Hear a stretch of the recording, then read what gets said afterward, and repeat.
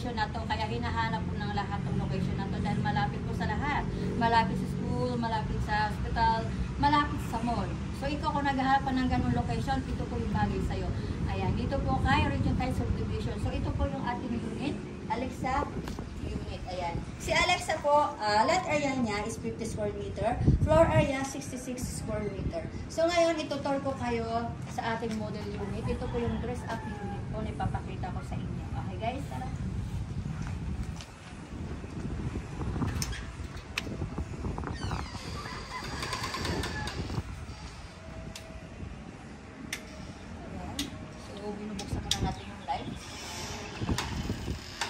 So, welcome sa ating Alexa unit.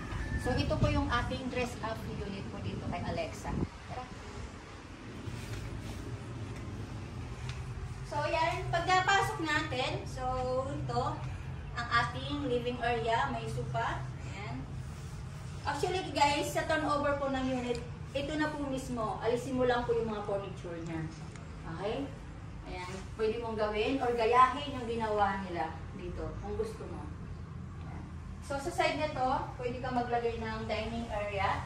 6 seaters po siya. Napakalaki po ng dining area mo. Ay, pwede mong gayahin kung ginawa nila dito. So yan. Okay. Then dito yung ating lababo. Kasama na po sa turnover to. So ito po, hindi po kasama sa turnover yan. Ginawa lang pong design yan ng developer para at least may idea po kayo kung paano nyo po pagagandahin yung unit nyo. Pero itong lababo, then yung cabinet po dito sa ilalim, kasama na po yan sa turnover ng unit mo. Okay guys. Then, ayan.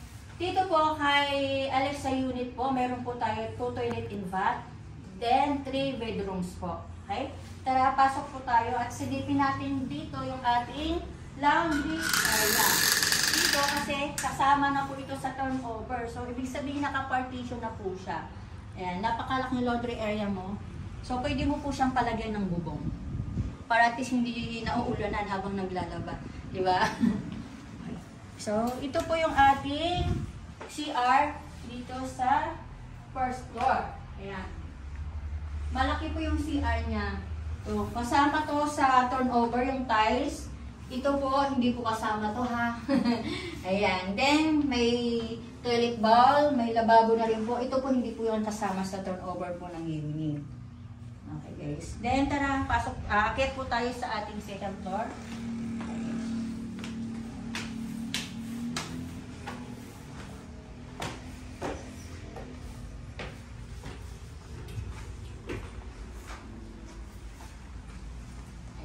So dito, sa second floor, makikita nyo naman, mataas ng ceiling niya. So hindi siya mainit.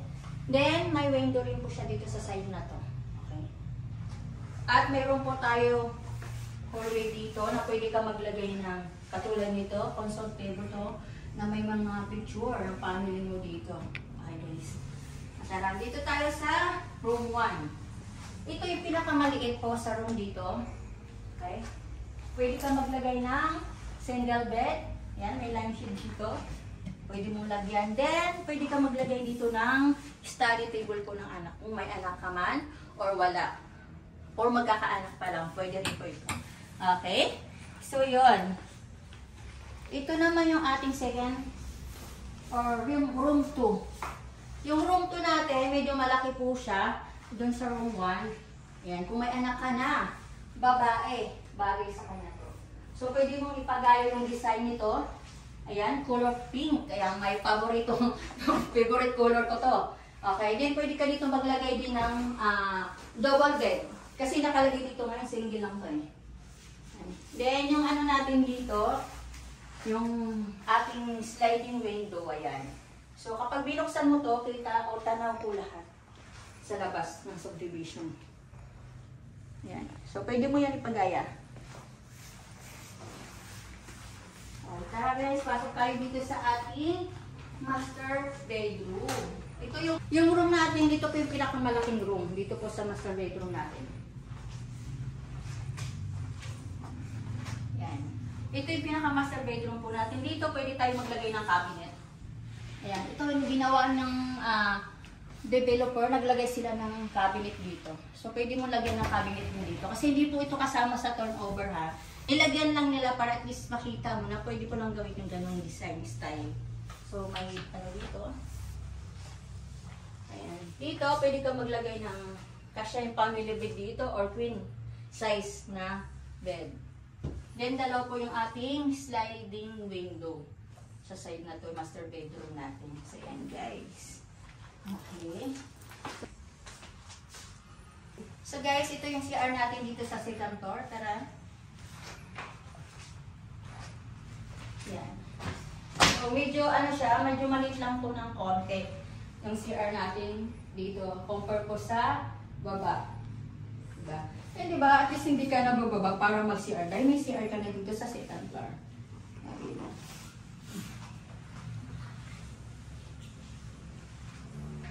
So yun. Dito ako magsalita.